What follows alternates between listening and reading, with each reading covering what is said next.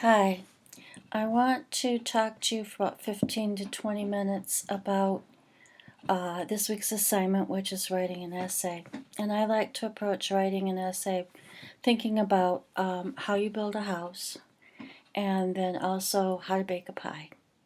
And the pie becomes part of the house, and you have to watch out for Hansel and Gretel eating it. Just kidding. Now, stop. If you haven't read the Guild text and taken the quiz, stop. I mean it. Stop. But don't forget to come back, okay? It's important. Okay. Now, by now, I assume that you have read the prompt for the essay, and you're just maybe a little confused about how to get started. Well, first of all, you may have read the article already, but I want you to reread it. And as you reread it, I want you to find the main idea. And the main idea is usually found in the first paragraph. And each paragraph, it has one main idea. But the main idea of the article usually is in the first or second paragraph of the article or at the very end. You need to find that. You need to find out what the author is saying about trigger warnings. Then you need to find the main points. You may highlight, you may underline, and you're going to look for the topic sentences of each paragraph, if there are some, and what the point is they're trying to make to support their thesis, because they're going to have a main idea. What is their point of view about trigger warnings? What is it? And make sure that you're not just underlining the whole thing, okay? I have seen students take the yellow marker and it looks like they just colored the whole thing. Don't do that, okay? Look for the key phrases that you need, the key ideas, the key points.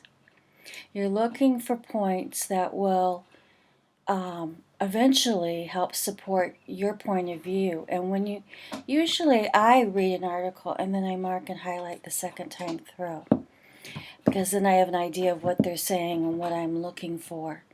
And also, by the first time you've read an article, maybe you're starting to think about what you feel about this article.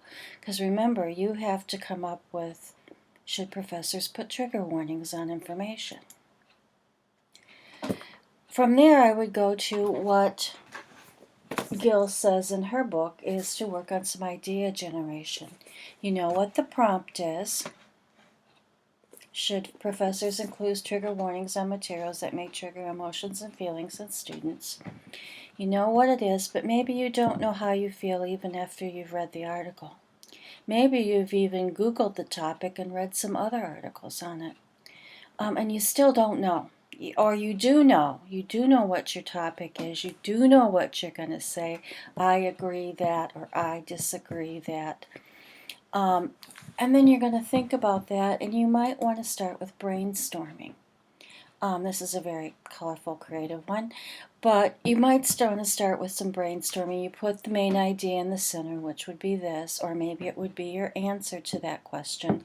Yes, professors should, or no, professors shouldn't. And you put that right in the center, and then you start to think of all the reasons that could support your thesis, including ideas that might come from the article that you've read. Or you might make a T-chart.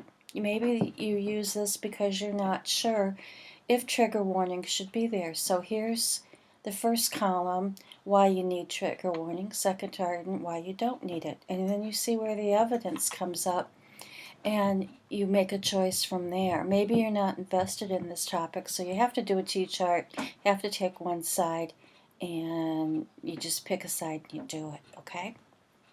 The other thing that I think everyone should do is, after maybe they've brainstormed, do a T-chart, or even after they've just come up with their thesis statement, is to free write.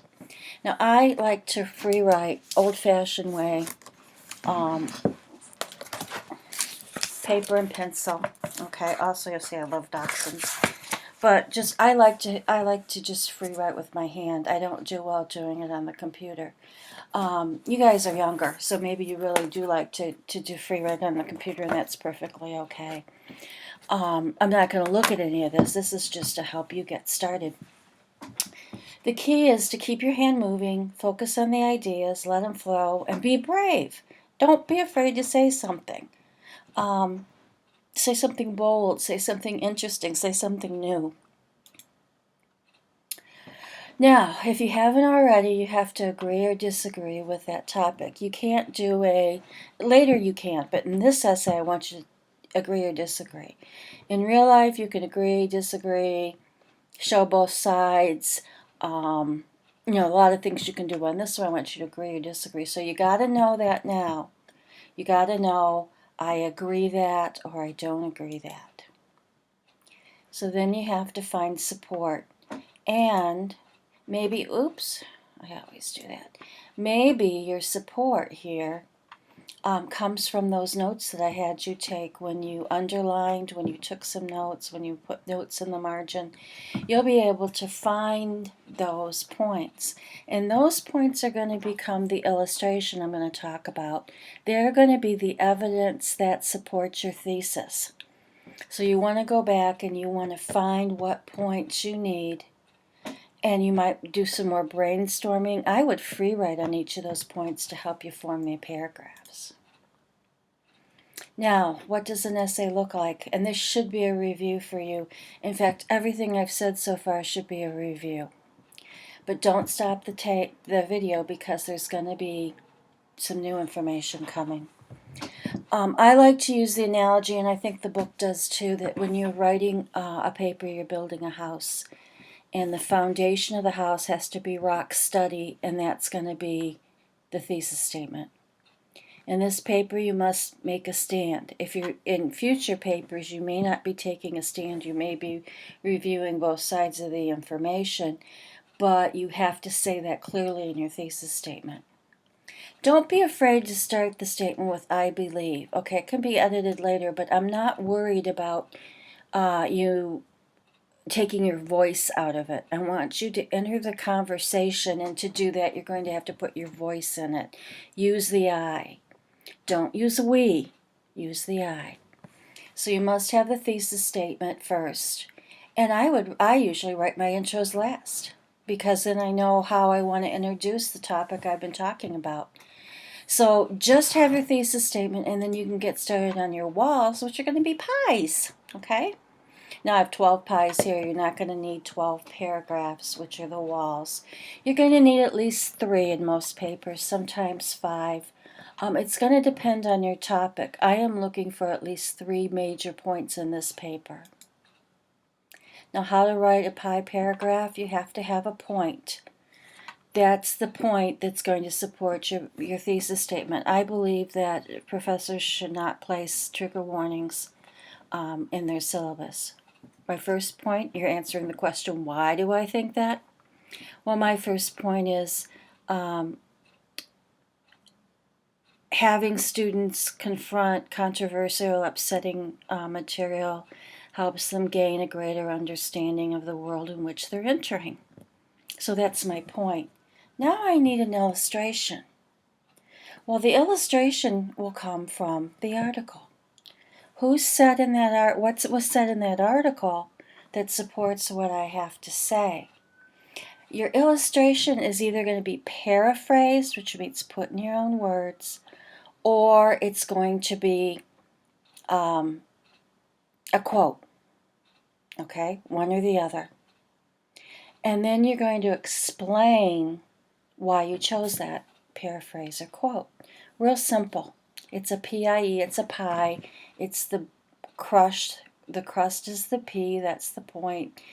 The middle part, the good apples, is the illustration, and then the explanation is your crust. And I like to make zigzag crusts, but mine never look like that. They're a mess. Okay. Now, you're thinking, how in the world am I going to do this? What are some phrases I can use? You're going to come up with your point. What point are you saying? In fact, even the point that you're saying might be what the author says. So how do you introduce the author's point of view or the facts that you get from the article? And last time I taught 112, I had them buy the book They Said, I Said. And I found that I like to use entire books when I have students buy them because it's too expensive for a professor not to do that. And we went through every chapter in here, and it just wasn't worth it. They'd gotten the idea early on in the semester, and I felt like we were just repeating ourselves. So, to introduce the author's information, I took ideas from this book, and you may want to take it out of the library and look at it and read it. But you want to introduce the author's argument. So the author's name, I can't remember the name of the author of the article, I'm sorry, you put that name,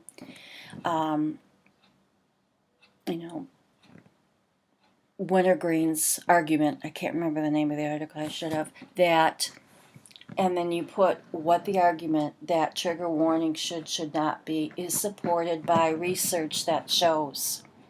That's one way you could do that. Or you could say the author claims that This is, what the author claims that trigger warnings are, and I feel, and this is a good way to do your thesis statement, your first paragraph, or according to the author's name, blah, blah, blah, blah, blah, blah, blah, blah, blah, about trigger warnings. Or the author's name writes, or in the author's view, writes, and that's how you can introduce some of these points. These are trigger phrases here that are acceptable in academic writing, and you want to be introduced into that academic writing arena, so you need to start using some of these phrases. Now, after a quote or a paraphrase, you've got to explain why you used it. I agree that, well, you agree about what was said. Or if you're taking the opposite side, I disagree that. Or the author argues and I agree because. Or basically the author is warning. Or in other words, the author's name believes. Now you're not going to use all of these, and I could read them all. I'm making this comment, the author's point, the essence of the author's name's argument is that. This is where you use the E, the explanation. You don't use all of these, but you want to vary ones you use. And then you don't have to use these. You can come up with your own now that you see what they look like. Now, how to agree. And this might help you write the thesis. I agree that in the article, I should have printed it, in the article, blah, blah, blah, blah, because my experience at blah, blah, blah, blah shows. Maybe you've had some experience with trigger warnings or with material in a classroom that didn't have a trigger warning that you wish it did. Okay. The author's name is surely, the author, what his name is surely right about what is it that they said about trigger warnings, because they may not be aware that recent studies, and this would be if you've gone out and read some other things. You don't have to for this paper. Also, sometimes things are known that are common knowledge. It's common knowledge that college students go to see a new world or to learn more about their world. That's common knowledge. It's a conventional wisdom, or common knowledge has that. Now, here's some verbs you can use to express agreement, which you may not think of, or if you're tired of using those other ones. I do not deny that. This article corroborates that, those kinds of words. Verbs for disagreeing, complain, contradict, deny, question, refute, that's a good one. If you are disagreeing with what the article says. I contend that the article contradicts the notion that, okay. Now, when you get to your conclusion, and remember, let me go back, you need to have at least 3 pies, okay? 3 of those paragraphs that have a P, an I, and an E. Got to have 3 of those, okay? Not the 12 that I show when you're looking at your house. Now you're going to put your conclusion on, and your conclusion, don't start in conclusion. Boy, everybody does that, and be more creative. And in conclusion can be some of those things that I said before, where you say the author is stating that, and I agree that. That can be a concluding statement. And then you want to somehow summarize your points. Conclusions to me are very hard because you want to signal your reader you're done, you've made your argument, this is what it is, and this is what you've proven.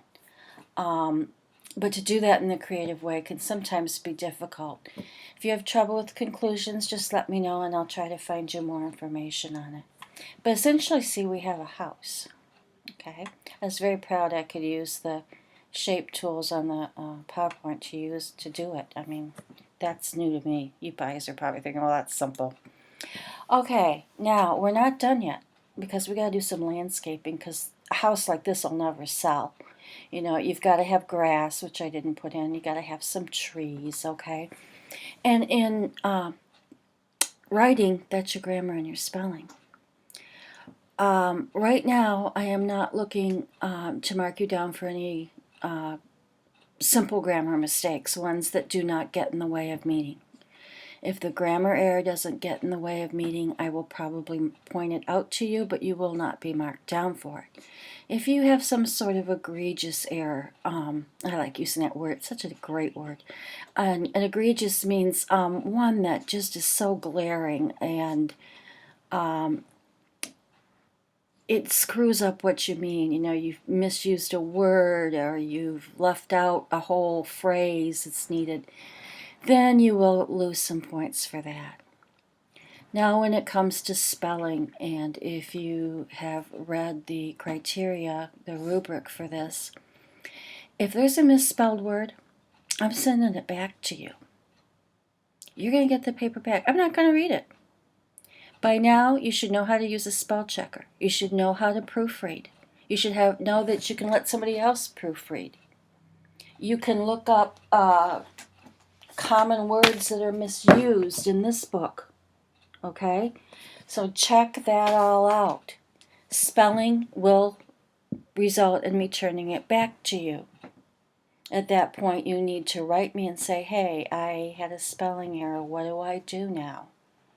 And then I will tell you what to do with your paper, okay? There will be a penalty, and it depends on how many spelling errors there are, how big the penalty is, and a chance to resubmit. But don't go through that. Don't make yourself more work. The titles I've mentioned, as we talked about, are essential writing, and you've read the first 3 chapters, and basically I have gone through the first 3 chapters with you, up to page 96, I believe it is. And what I like about this book, too, is on page 92 and 93, it talks about what are scholarly articles and what aren't. You're going to need that more later than right now. But, okay, wait a minute, that's chapter 4, I'm sorry. We're only reading to chapter 6. And use this book. Don't just read it because I said so and there's a quiz. She has a checklist for what a conclusion looks like. She has checklists in here, or is it he? I don't know because it's a CM who it is. She has checklists all through this. There's what I explained, the pie paragraph. If mine didn't make any sense, reread her. She talks about illustration, all that good stuff. We get to the end, and she's got a checklist for explain. Use her checklists in here. They're going to help you. Okay? They're going to help you a lot. So be sure that introduction checklist. Okay? So be sure that you have used this text. Go back into it. Don't just read the chapter and put it down and say, I read it, I took the quiz. Pick it back up and use it. I have referred to they say, I say in the presentation when I've talked about those phrases. I believe that, or those introductions to academic writing. As I said, you might want to check it out of the library. You might even want to go to Barnes and Noble and kind of skim through it. I'm not saying buy it, because there's so much in here that you're not going to use. But if you're curious, grab it out of the library. I think that's all for now. I hope you have stayed through to the end. Essay writing is very important, what you're going to do in here, and argument's very important, and I hope this was helpful to you.